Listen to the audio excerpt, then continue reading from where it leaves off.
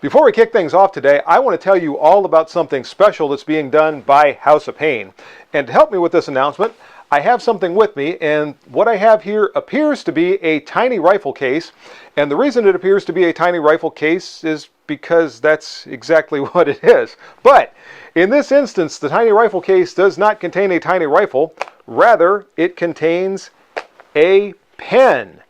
And these pens are being sold right now by House of Pain to help fund veteran support programs. And if you're interested in purchasing one of these pens, go to the House of Pain website. You can contact House of Pain through the website and get the information about these pens.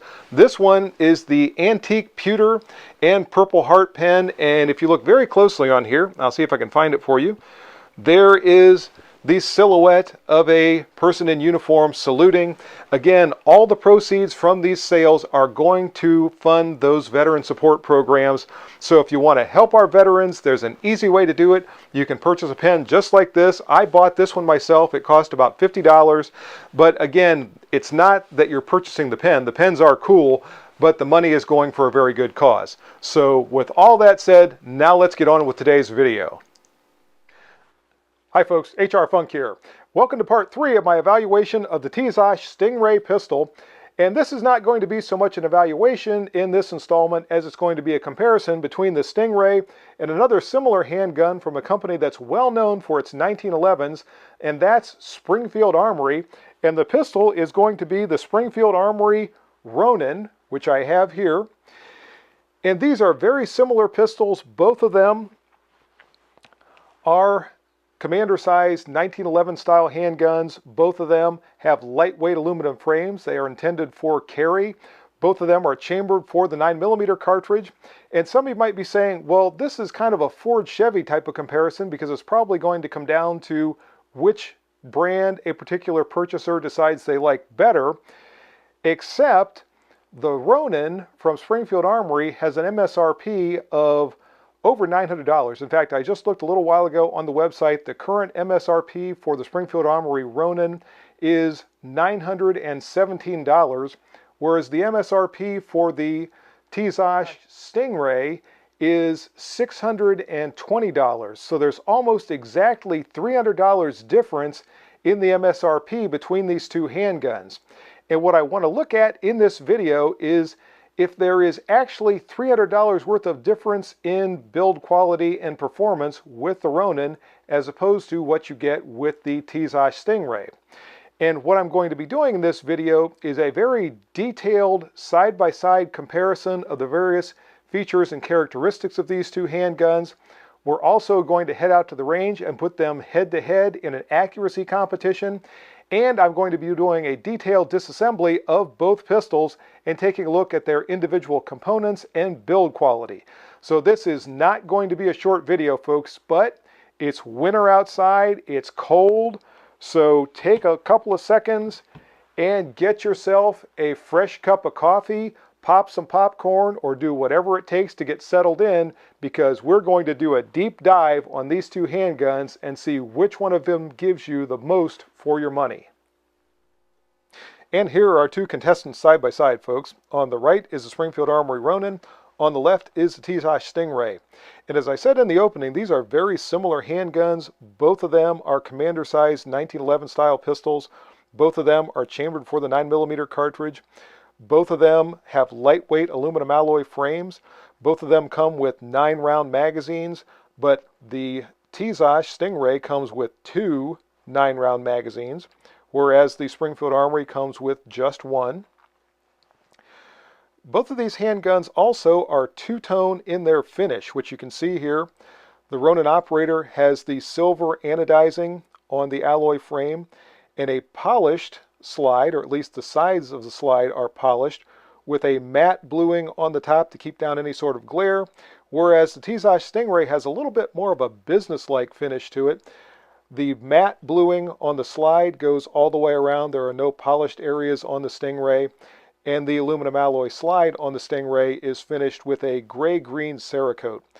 I think they both look very good, although I have always felt the appearance of the Ronin with its polished surfaces and the silver anodized frame is very striking. I think it's a very good looking handgun, and I'm going to give a check mark for aesthetics and appearance to the Ronin, but that's not to say the Tizosh Stingray is a bad looking pistol.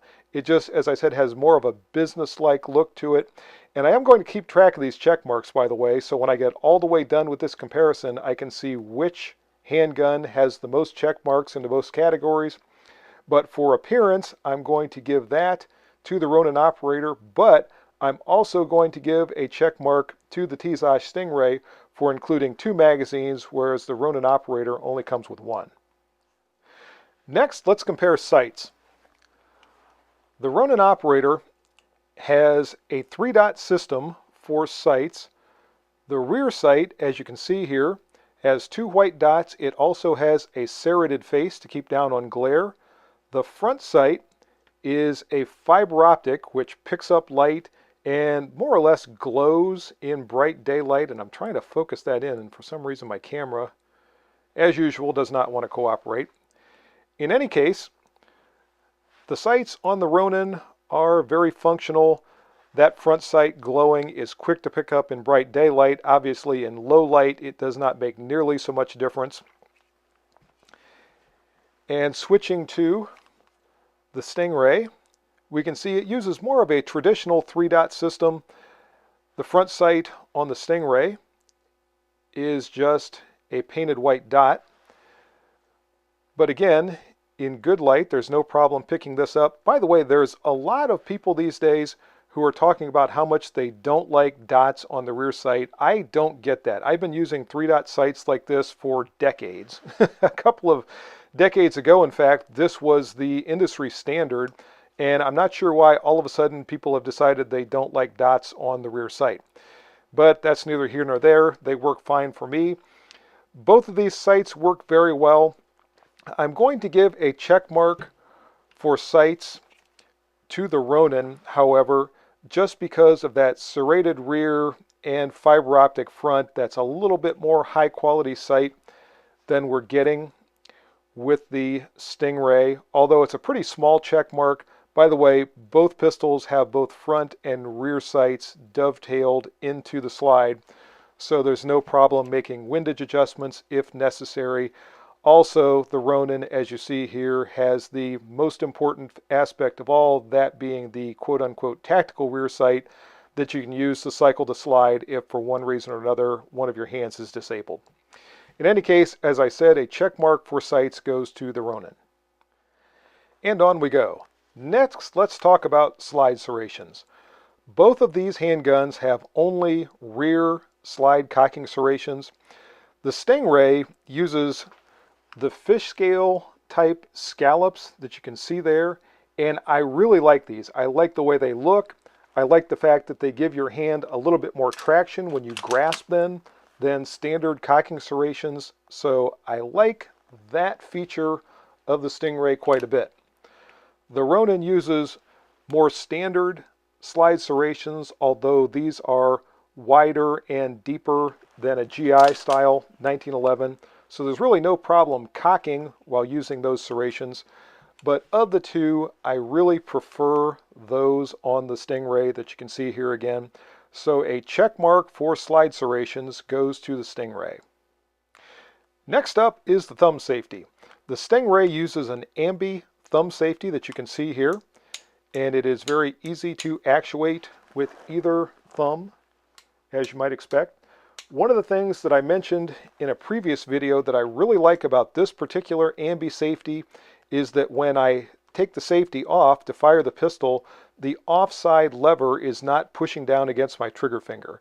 So kudos to Tizosh for designing that safety lever the way they did. Both of these also, you can see, are grooved to give your thumb traction to both engage and disengage the thumb safety. On the Ronin, it is a single left side safety lever that you see there, and it is extremely positive. It is much more positive in its functioning than the thumb safety on the Tizosh Stingray. So I'm tempted to give a check mark to the Ronin for the thumb safety, even though it's only a single side as opposed to the ambi safety on the Stingray.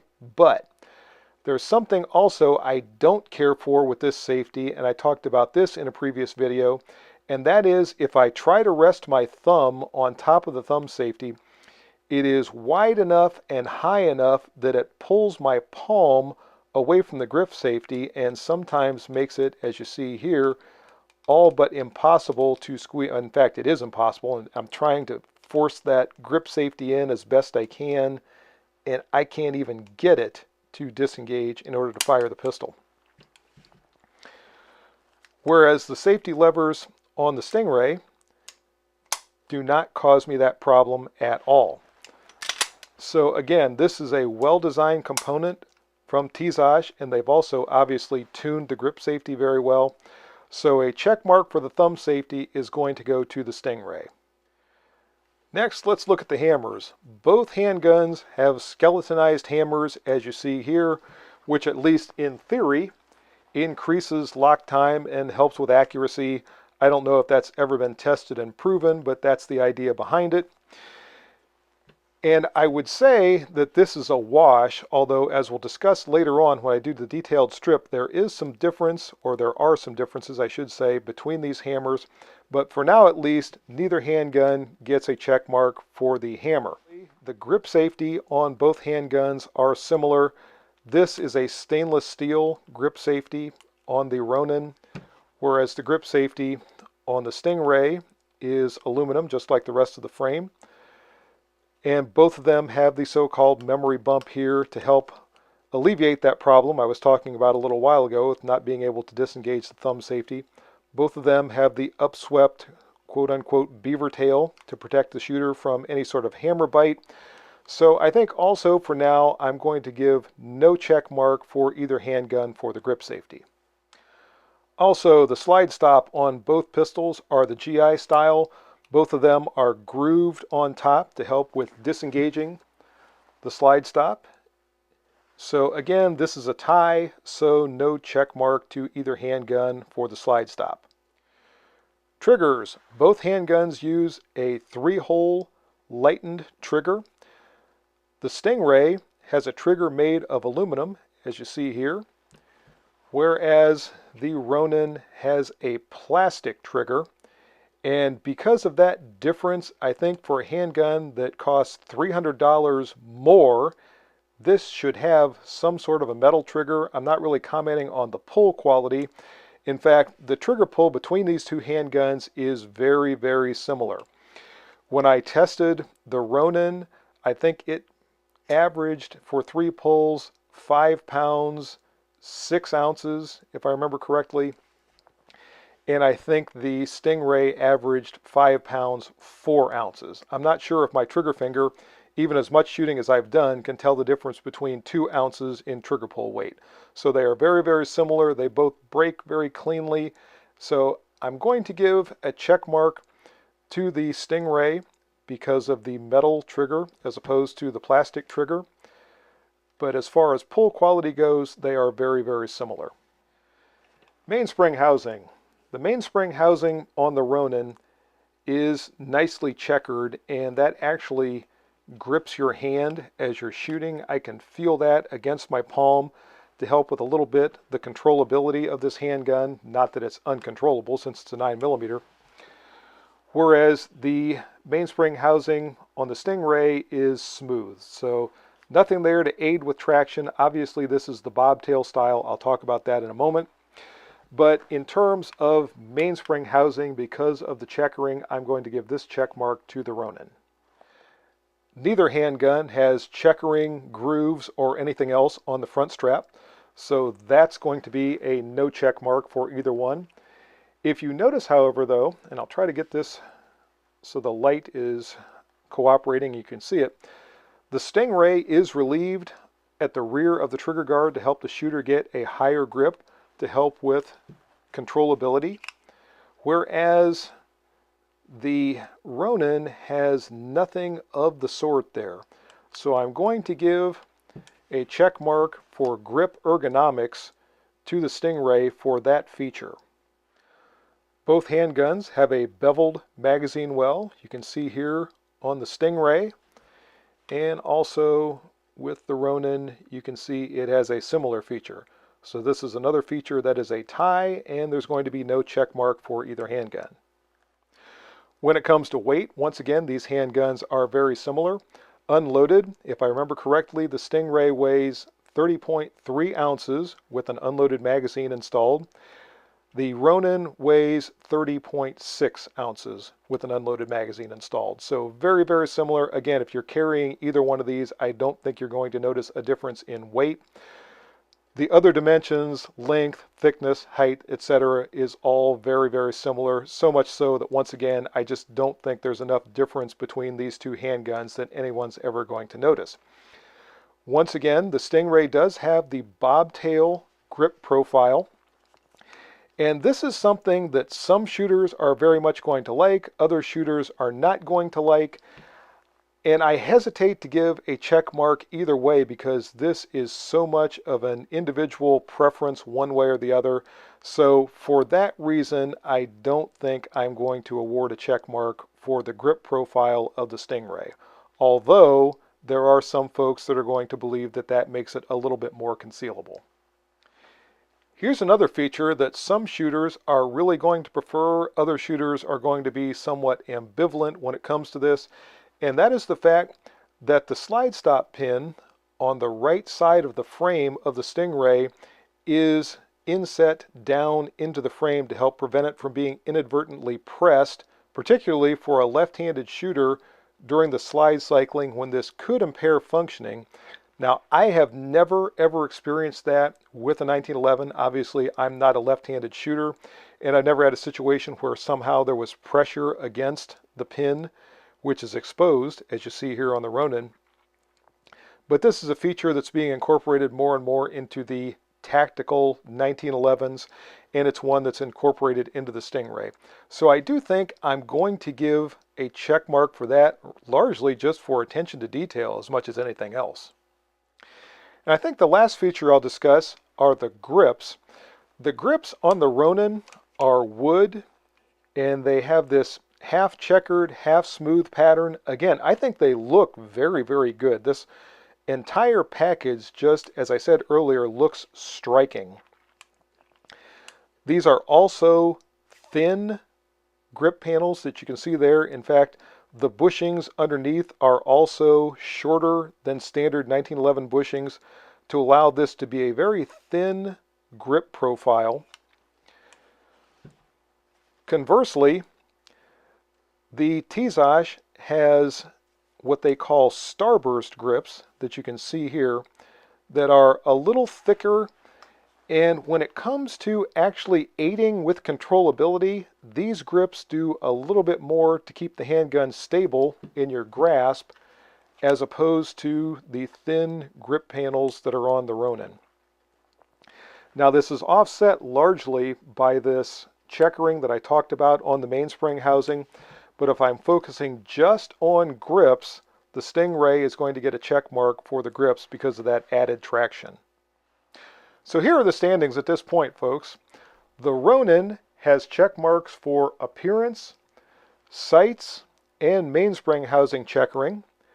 And the Tizash Stingray has check marks for having 2 magazines, for the scallop style slide serrations, for the thumb safety, for the trigger, for the grip ergos because of the cutout at the rear of the trigger guard, for the grips, and for the recessed slide stop pin. So that's 3 check marks so far for the Ronin and 7 check marks for the Tizash Stingray. Folks, we're just getting started. Next, I'm going to do a detailed disassembly of these 2 handguns and take a look at their internal components as well as their overall build quality.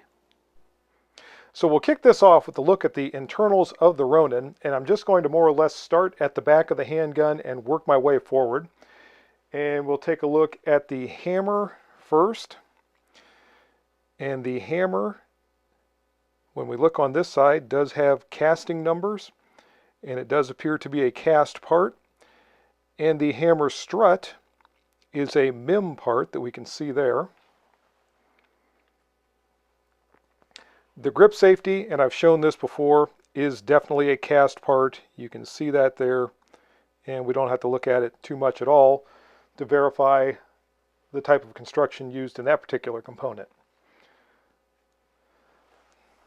The mainspring housing, I believe, is a cast, and there we can see that finely checkered area on the rear of the mainspring housing. The thumb safety on the Ronin is also a cast part. We can flip that over and see the casting numbers there.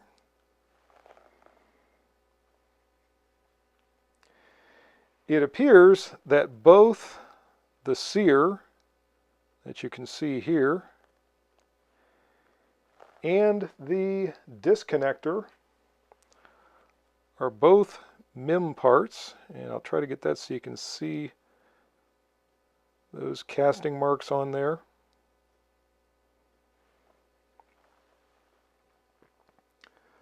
The firing pin retainer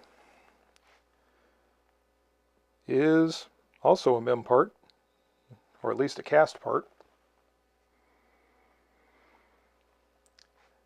Moving forward, let's take a look at the slide stop. And there is a casting line right there on the inside of the slide stop. In fact, you can see it all the way around the slide stop pin. And I wasn't even aware you could cast this part, so I'm kind of surprised by that. The magazine catch is obviously a cast part.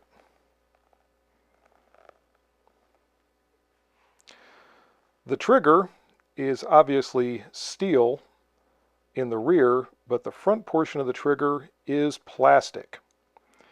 And there is an over travel adjustment in the rear of the trigger, which I discovered previously when I completely disassembled this pistol. And what do we still have to look at here? We're running out of parts. The firing pin, of course, is not cast, and I believe this is a stainless steel firing pin from the looks of it.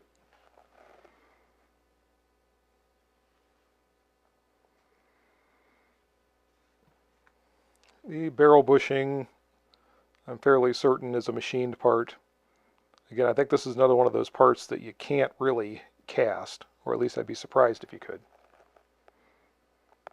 Then again, I was surprised by a couple of these other parts. So I think that's going to pretty well do it for the Ronin.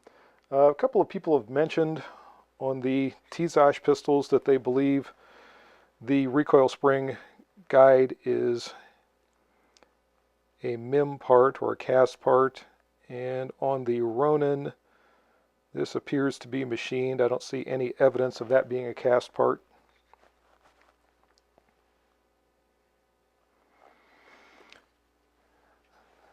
The ejector, which I did not remove from the frame, is also a MIM part. You can see those casting marks there.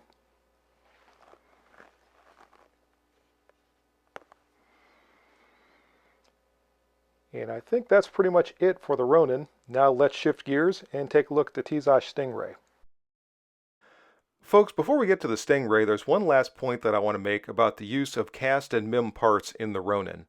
And that is, I am not being overly critical of the use of those parts. I've used any number of firearms over the years that incorporate cast and MIM parts, and they've worked just fine.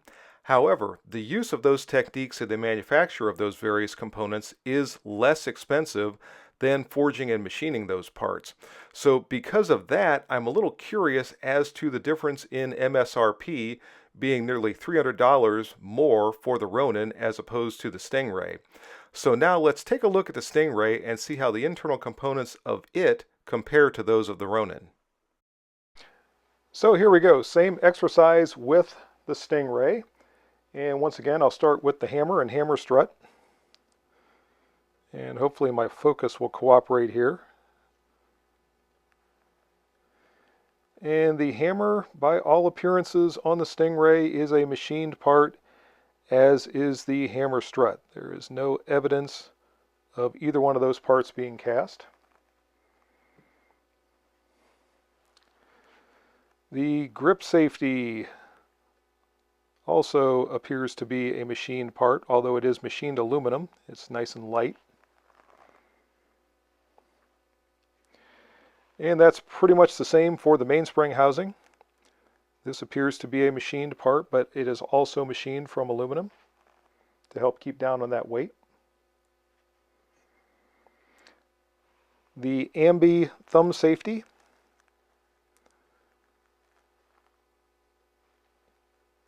If I can keep it in front of the camera there.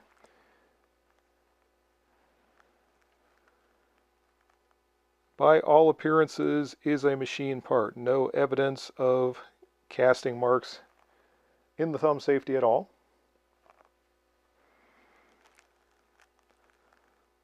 The sear, and again, that's not wanting to focus. The sear is a machine part. Again, no evidence of casting whatsoever.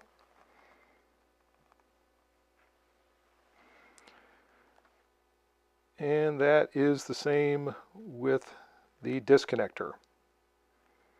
So we haven't found anything cast in the Stingray yet, but let's keep going. How about the magazine catch?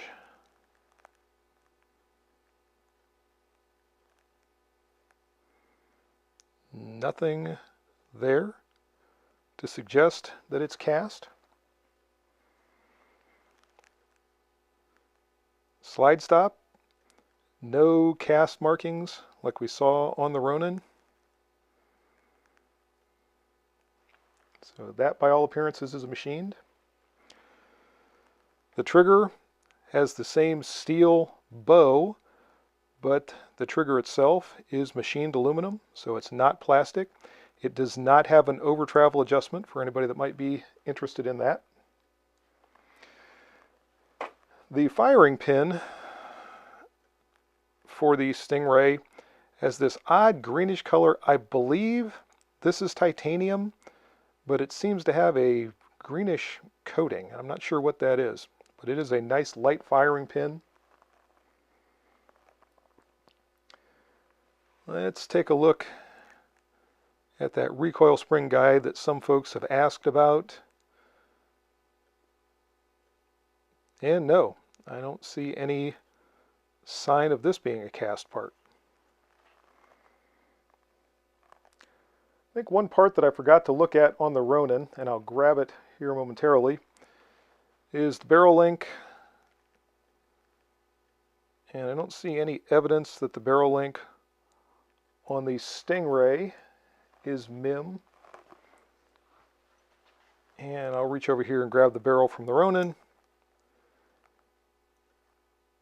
And the link also appears to be a machined part.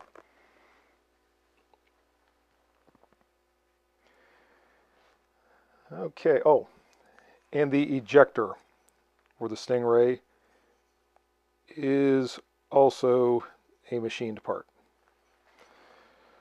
So the Ronin pistol makes pretty extensive use of cast and MIM parts, and I can't find any at all being used in the construction of the Stingray, even though the Stingray is nearly $300 less expensive than the Ronin. So I think the check mark for build quality goes to the Stingray as opposed to the Ronin.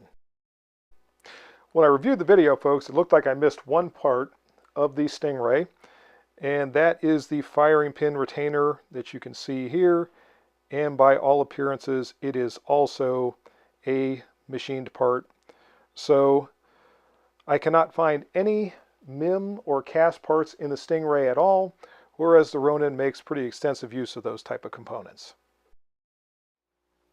So we are almost to the point of the video where we're going to head out to the range and put these two handguns head to head in an accuracy competition. But before we do that, I want to point out a couple of other things. First off, I have owned this Springfield Armory Ronin for about a year and a half now, and there have been some things that have happened during that time that have made me less than happy with it. Beginning with the fact that the Springfield Armory Ronin is marketed as having a match grade barrel, and I've never been able to get the type of accuracy with this handgun that I would expect for a handgun with a match grade barrel. Now, that's not to say that it's inaccurate. In fact, it's what I would call defensive accurate, or that's what it's been to this point. But I've just never been able to get what I would consider match grade accuracy, even though I've tried a variety of different types of ammunition. The Tizosh Stingray is not marketed as having a match grade barrel. It's marketed as a defensive handgun. So of the two, I would expect better accuracy from the Ronin than you would expect from the Tizosh Stingray. I wanted to get that out of the way right now before we start looking at accuracy. Also, with the Ronin, I reached a point where I had owned it for a few months, and I went out to the range and all of a sudden started having functioning problems. I was getting failures to extract. I was also getting failures to go into battery, or failures to chamber. I tweaked the extractor, and that caused the failures to extract to cease. I also replaced the recoil spring, and that did away with the failures to chamber. Now, to this point, I don't have nearly as much ammunition through the Tizosh Stingray as I have through the Ronin, but the Tizosh so far has been absolutely reliable with every type of ammunition that I've fed it. I have fed different types of hollow point ammunition. I have fed full metal jacket ammunition. I have fed poly-coated ammunition, and so far I have not experienced a single malfunction of any type with the Stingray, and I cannot say that for the Ronin. So again, I wanted to get those things out of the way now, but let's head out to the range and see how they looked with an accuracy comparison. Now, the only accuracy comparison I'm doing between these two handguns is shooting them from the bench, from sandbags at a distance of 15 yards. The reason being, I've fired them both through defensive drills, and there is really no difference in practical accuracy when I shoot them in defensive drills, regardless of which handgun I'm using. In fact, I'll put a link in the description area of this video, and you can go back and look at the past videos that I've done with the Stingray and with the Ronin, and you'll be able to see those practical drills that I've done. You can look at the results on the target, and I don't think you're going to see any real difference in terms of the practical accuracy that I'm getting when I'm shooting my way through those drills, regardless of which handgun I'm using. So what I'm really looking for is mechanical accuracy, and really this is to see if this match grade Ronin really is going to be able to outshoot the defensive grade Tizosh Stingray. So when I went out to the range, I took 3 different kinds of ammunition because I wanted to test each handgun with a variety of different loads that sort of test the spectrum that a shooter can expect if using different types of ammunition. So to represent my range grade or practice ammunition, I'm using 115 grain House of Pain round nose poly-coated ammunition. I'm also using a 124 grain Nosler jacketed hollow point, which is rated as match grade ammunition. And I'm using a 124 grain Spear Gold Dot to represent what someone could expect if using premium defensive ammunition. As I said already, I'm shooting off of bags from a distance of 15 yards, and I also alternated each time that I switched from one type of ammunition to another as to which handgun I was shooting with first. So I was not always starting with one handgun and then shooting the other handgun second. So the first time with the 115 grain House of Pain ammunition, I'm shooting the Ronin first and the Stingray second. When I go to the 124 grain Nosler match, I'm shooting the Stingray first and the Ronin second. And then when I go to the 124 grain Spear Gold Dots, I'm once again shooting the Ronin first and the Stingray second. So I'm alternating handguns, I'm alternating ammunition. I'm going to show you the results first, then we'll come back and take a look at the targets.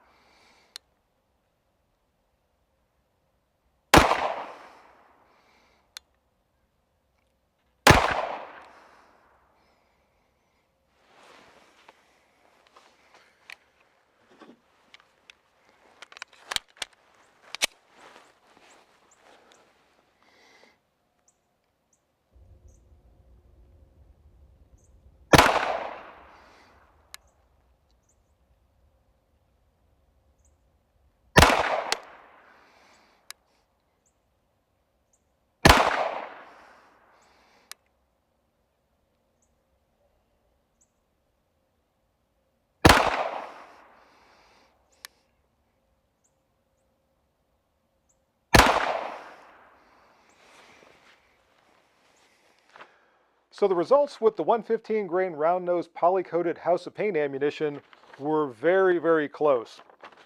The Ronin that I started with had 5 shots that went into 2.5 inches from that distance, and once again I've covered up the shot holes with my stickers to try to make them a little bit more visible to the camera.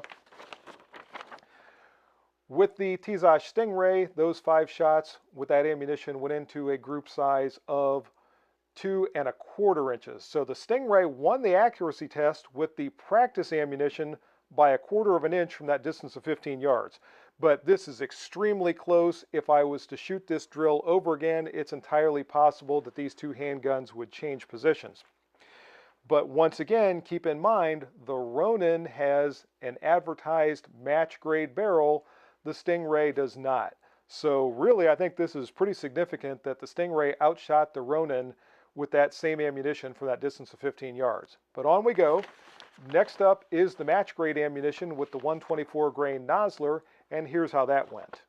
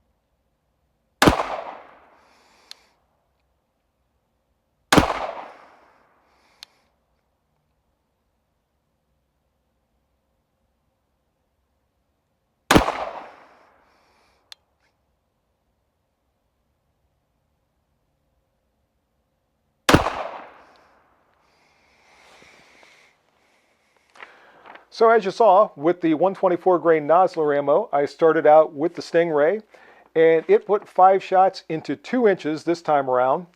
And I had 4 shots that were in a nice tight cluster of 1 3/8 inches. Then I had 1 shot that wandered away from the rest of the group to open the overall 5-shot group up somewhat.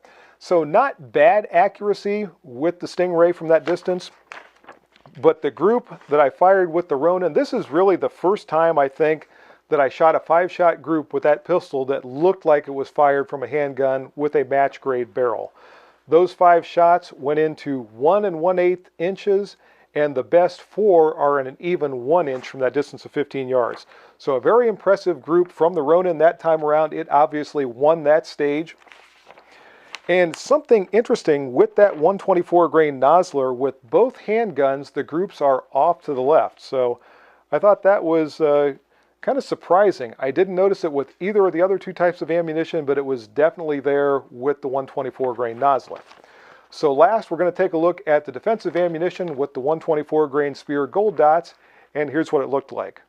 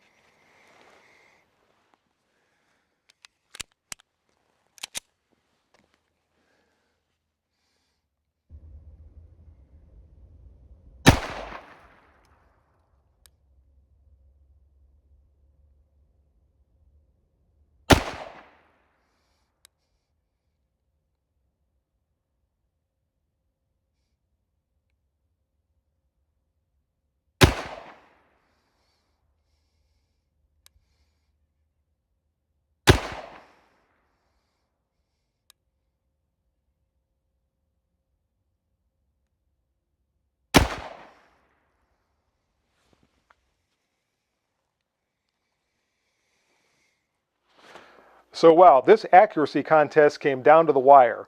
The Stingray won the range grade or practice ammunition stage. The Ronin, very impressively, won the match grade ammunition stage. And now we're going to take a look at the defensive ammunition. And once again, I started out with the Ronin, and once again, it shot a very impressive 5-shot group from that distance of 15 yards. Very well centered in the target as well. The overall group is 1 3/8 inches, and the best 4 in this group are once again right at 1 inch. The Stingray did not shoot a bad group at all. The overall group size is 2 inches. The best 4 are 1 1/4 inches. This one shot, and I don't remember which shot this was in the progression, but this one shot that went high really opened up this group. Otherwise, the best 4 in both are only off by 1/4 inch. So again, this is close enough. If I went back out and shot it again, these could change places, but I'm not going to shoot it again. The Ronin won the defensive accuracy stage or defensive ammunition accuracy stage, so it wins the overall accuracy. It gets the check mark for accuracy, folks, but it's a little check mark when you consider how close the accuracy was. And the Ronin, once again, has a match grade barrel, and the Stingray has a defensive grade barrel. So there you go, folks. That's the entire comparison, as detailed as I can make it between these two handguns. Now, you tell me in the comments which handgun you think wins this comparison. The Stingray definitely got more check marks all around than the Ronin. The Ronin won the accuracy test, albeit by a very small amount. So, do you see $300 more quality and performance with the Ronin than you are seeing with the T-Zosh Stingray? Again, you tell me, but that's going to do it for this video. I hope you enjoyed it. If you have any questions or comments, as always, make sure you forward those to me. Remember, if you purchase anything from Optics Planet, be sure to use my discount code, which is... And if you use that discount code, it's good for 7% off your purchase from Optics Planet. Also, remember the discount code from House of Pain, either House of Pain Munitions or House of Pain Armament. If you go to House of Pain, you can use my discount code, which is HRFUNK, and save yourself some money on your purchase from House of Pain. Last but not least, remember the Target sponsor for the channel. If you go to Target's online, check out their inventory and see if they have anything that's going to meet your Target needs. See you next time, folks.